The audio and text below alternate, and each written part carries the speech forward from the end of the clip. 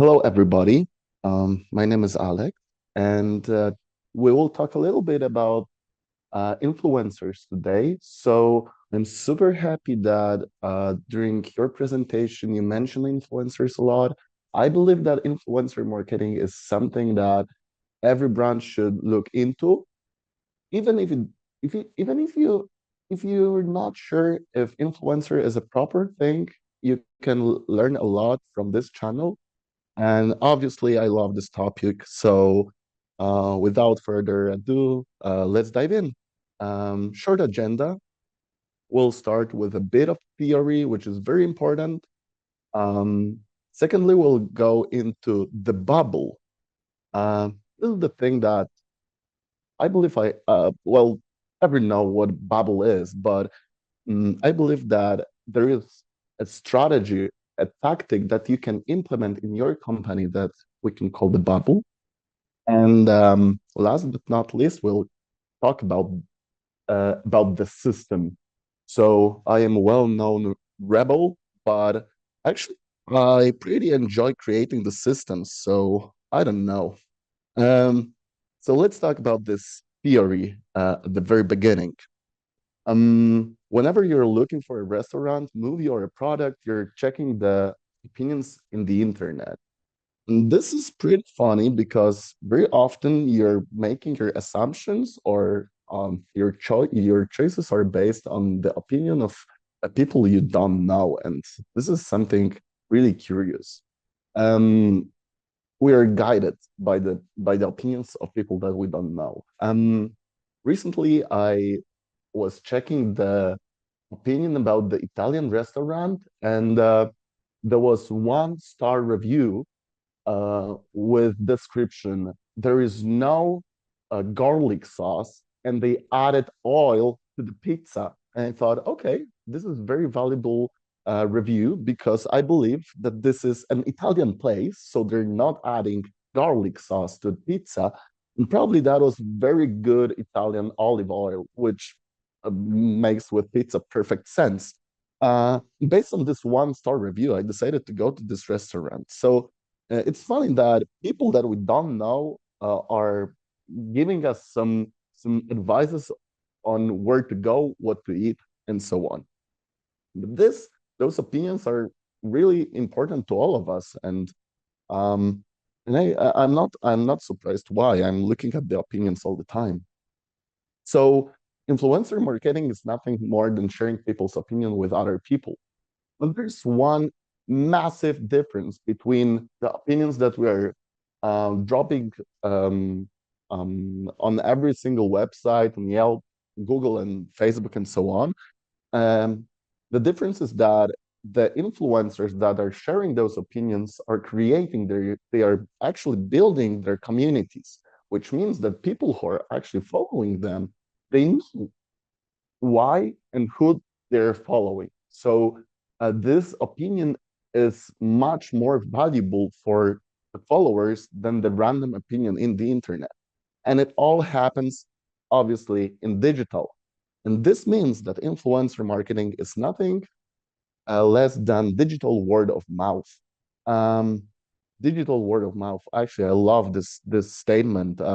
It shows that uh, we are whispering about some product, we're recommending this product or a service, it doesn't matter. And we recognize influencers from the followers perspective as our um, even friends, although we never met them in real life.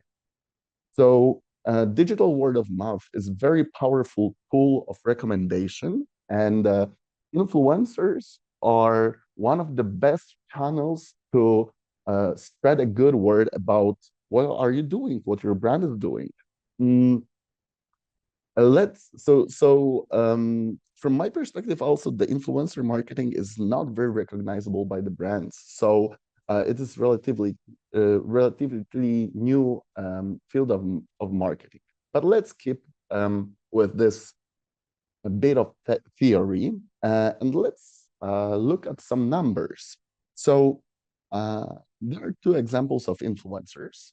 Here we got a massive celebrity or even a massive macro influencer or even celebrity. Let's call her Julia. Julia got 1 million followers and the engagement rate around 1%, which nowadays is a very average engagement rate uh, for account of this size. Engagement rate means that 1% of people who are actually following Julia are leaving comment like or any other interaction. Mm, but the dynamic content viewability rate is only 7%, which means that only 7% people are act actively watching the content that Julia is posting online. Mm, the, the settlement preferred by huge influencers, macro influencers, and celebrities is usually flat fee, or we can call it also fixed fee, which means that they are giving you a price table, and you can select, okay, I want to make this content with you, YouTube video, Instagram post, Facebook post, whatever, for this price, and that's it. Usually the cost per content, it depends on the market, but let's say 15,000 US dollars. But it doesn't actually matter because in Poland it will be 15,000 zlotys. In US it will be 15,000 dollars. In Germany it will be 15,000 euros. It's obviously depending on the market, um, but let's keep this 15,000 uh, currency. Usually, the biggest influencers are well prepared and they're very experienced in terms of creating ads. So the content quality that they're producing is very high. For most of the brands, this is um, very important part of the agreement to create a high quality content that I can reuse on my social media channels. So at this moment, I would like to highlight that while cooperating with influencers, we should think about the content uh, in a way so we can recycle the created content by the influencers. Usually, influencers got much higher engagement rate than the brands. Usually, brands got 1% engagement rate for brands accounts is sky high. Usually, they got 0.1% of engagement rate. So always, whenever you use uh, influencers content, you should expect that the engagement rate will be higher below this content. On the other hand, they're not very flexible. They offer you a few dates to create the content. They're not willing to maneuver between different settlement type and so on. So usually they got price tables. They know what to do. They expect brief from you, and they will create the content accordingly, probably with one to um, if you want to change something in the content, they're allowing one to changes. If it comes to ads frequency, it's very high. Most of the celebrities are doing, I would say, between 10 to 20 sponsored content monthly, easy. On the other hand, we got a second influencer. Let's call her Anna. And Anna got only 5,000 followers. So we can call her a micro influencer. If you got less than 5,000 followers on your Instagram account, we can call you a nano influencer. You created some kind of a community. Or if you got around 1,000 followers, we can call this type of an account as a community. What are the advantages of such a small accounts? First of all, the engagement rate. So whenever you got small account, you should have um, huge engagement rate, even 10%. If it comes to viewability rate of the dynamic content, it should be sky high, around 50% easy, especially if you got an account with 1,000 followers, 50% is an easy job to do. Um, preferred settlements, No, because they're not that experienced in collaborations, so they get no preferred settlement. And this is something that actually I prefer because depending on the business that I'm involved in, we got different struggles, the budgets, the timing, and so on. So I am looking for flexibility, and micro influencers are giving me this flexibility. So we can decide that we will pay a fixed amount for the content. We will create a performance-based settlement, and this is the actually affiliate program. We can also give them some products or services um, in exchange. Uh, to be honest, I do not recommend exchanging gifts with influencers because you're losing the ability to uh, control the content, because this is more like a favor instead of actually uh, doing some services for the brand. So um, I use barter very rarely. I try to avoid it. But here we can find my favorite type of settlement, performance-based. It doesn't mean that you cannot set create a performance-based model with big influencers. It, the performance base is for sure not the preferred settlement for the biggest accounts. Mm, Going back to micro influencers, content quality usually low mid. There is a reason they're not big enough. The content that they're creating is not uh, as viral as it could be. They are doing it on their own. Very often, they do not have um, the equipment that allows them to create high quality content.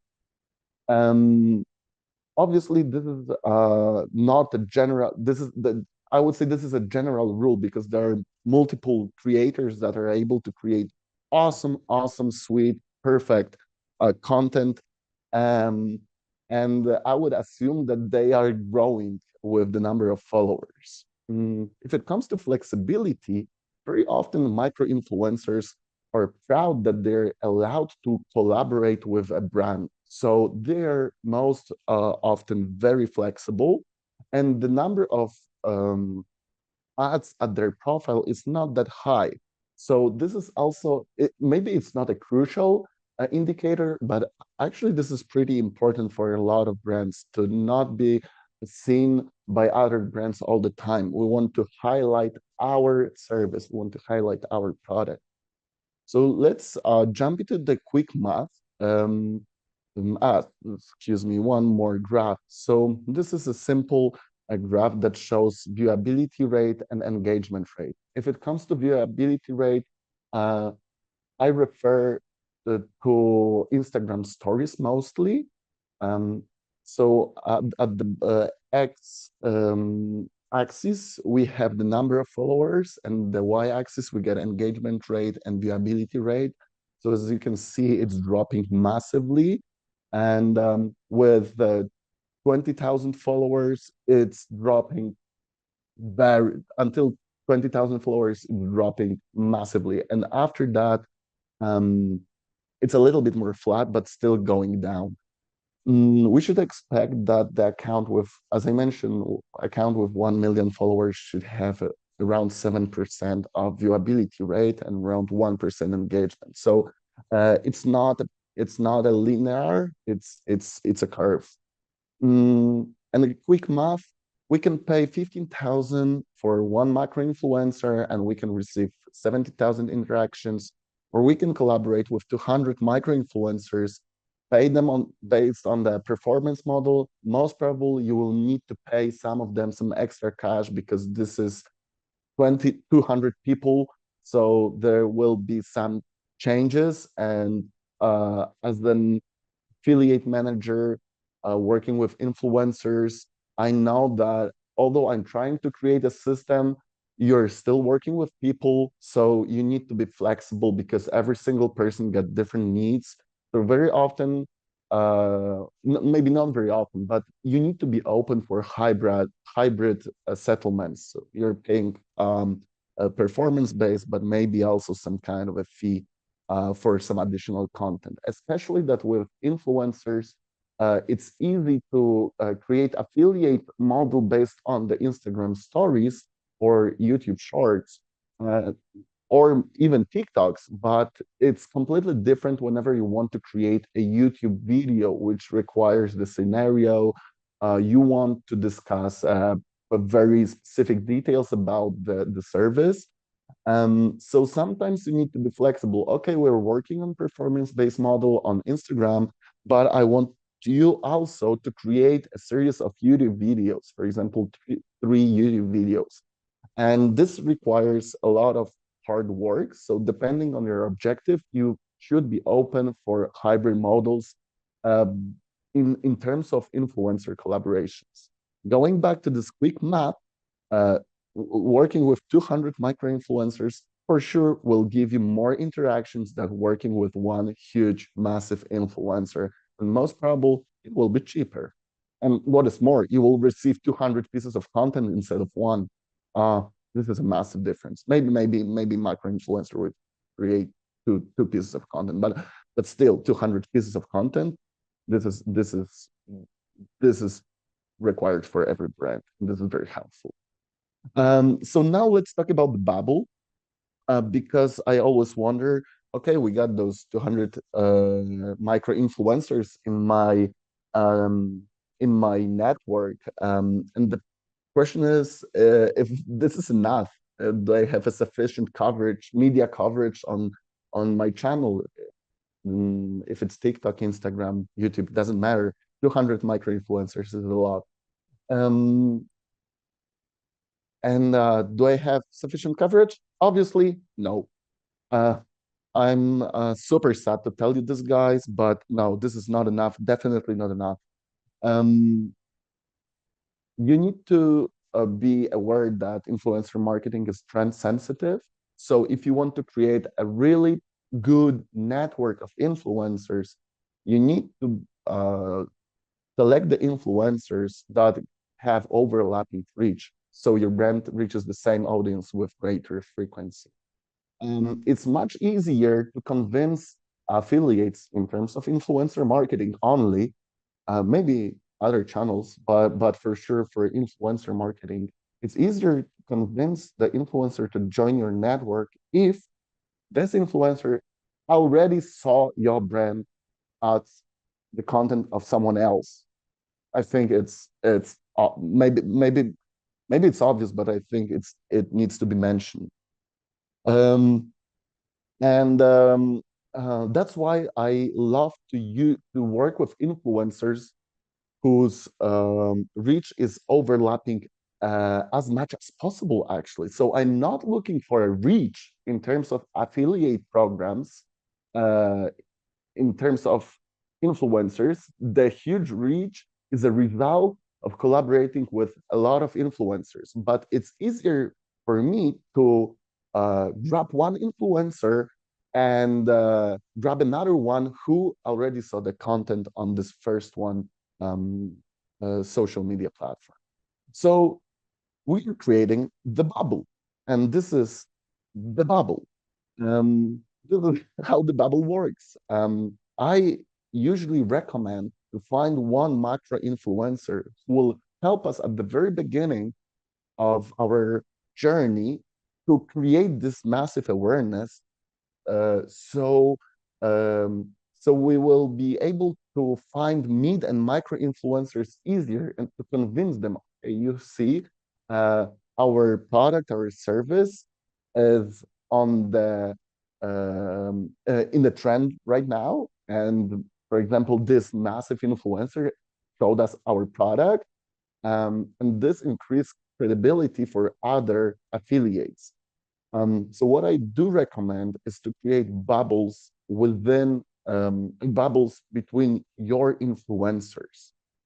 Mm, and I always wonder how to select those influencers to our campaigns because this is not as easy as it may seem to be. So the question is how to select the first and the next creators to collaborate with. Mm, and I will follow up this with another question. Should we use mathematics and statistics or maybe go with our guts? And again, the answer is pretty obvious. Yes, both. Obviously, we need to use both. We need to use mathematics and statistics because at the end of the day, we are collaborating with influencers to reach our potential customers. So it's extremely important to collaborate with people who get followers in your target group, obviously, right? Uh, my product is dedicated for teenagers. I will work with Roxy Węgiel, the popular Polish celebrity. My product is dedicated, my service is dedicated from the people from big cities. So I will research the influencers who get most followers in big cities. So this is very, very important. And as I'm looking at the various statistics of different influencers, I'm sure that I know that a few influencers are a perfect match for my company based on statistics only. Massive engagement rate, massive viewability rate, perfect target group, and so on and so forth. But I'm looking at the content and I see, oh my God, this person is drinking alcohol all day long. I don't want this person to represent my brand, obviously. So I am creating two-step moderation. The first one is a mathematical one, and the second one is the human, something that I call human moderation. So we got two steps of moderation. And this is the first thing. Uh, and at this moment, you should start thinking, okay, so I'm starting to build a system. So I'm not as rebel as I would like to be because I just created double two-step moderation. So this is the beginning of our big system. What else I should include in my uh, massive system? So I would focus on media and influencers monitoring. You guys mentioned this during the previous presentation. Super, I agree 100%. We need to know what content is posted. We need to know the results of these actions. So this is one of the segments. Second segment is influencer discovery tool. It is important to have some tool that allows you to research the influencers faster than you can do it manually. Basically, there are different tools available on the market. I hope that during the panel we can recommend a few tools. To me, the discovery tool is one of the most important segments because without a discovery tool, I wouldn't be able to scale the affiliate program. Also, you need to be able to create performance campaigns and you need to manage them. So you should have some kind of segment that allows you to integrate your CRM with e-commerce and track the I wanted to say the paid orders, but actually, as you guys said, you're right. There are different ways to measure the performance. So it may be the clicks, paid orders. Actually, I'm using my favorite one is obviously the paid orders. This is the most safety, sustain, and guarantee you a sustainable growth on the in the field. And almost at the fourth place. Actually, I should have put it at the very beginning. The affiliate CRM, guys. Without CRM, we are without a one hand. This is extremely important to create the CRM that is suited to your needs. Without CRM, I used to work on Excel spreadsheets. I mean, Excel is my favorite program, obviously, but without CRM, I wouldn't be able to track all of the deals to scale the business. This is my I first thing at the morning what I'm doing, I'm opening my CRM. So this is the crucial thing. And the fifth and last but not least, very important is influencer space. So how do I look at these connections between those segments? CRM to me is the most important. This is my database. Through CRM, I want to manage my campaigns, but also the campaign management monitoring discovery tool should be in a way connected. The affiliate space, this space for influencers, ambassadors, uh, should be connected to your CRM. But I highly recommend to create some kind of a dashboard for your affiliates so they can track their own performance without asking you to check the numbers. A lot of influencers, whenever they post something about your brand and they're working on a performance-based model, they're super curious about how good their content is. So a lot of people actually, after posting a content about your brand, they're checking their space, the dashboard, and they're looking at the orders that they are dropping in. This is super important. I mean, also that I didn't plan to say it, but actually a lot of influencers are afraid on working on performance-based model because you as a brand are providing all of the data, so they are not able to verify those data. They see, okay, I had 10,000 clicks in the link, and you're telling me I earned 1,000 zlotys. Is that correct? So maybe it's not, maybe it is, maybe it's not. The influencer will never know. So it's important to give them this guarantee that your data is valid and you're not messing anything with the data. The transparency is very important to build a long-term relationships. Please keep in mind. So if you want to create an effective system with influencers, you need to create some additional benefits and value for all the affiliates. A lot of people will collaborate with you because you're providing them some additional value. This may be a product, and you can send them a monthly package. But for example, I have created a series of webinars that allows them to learn, and they are excited to collect this knowledge. Secondly, not every product can be sold by influencers.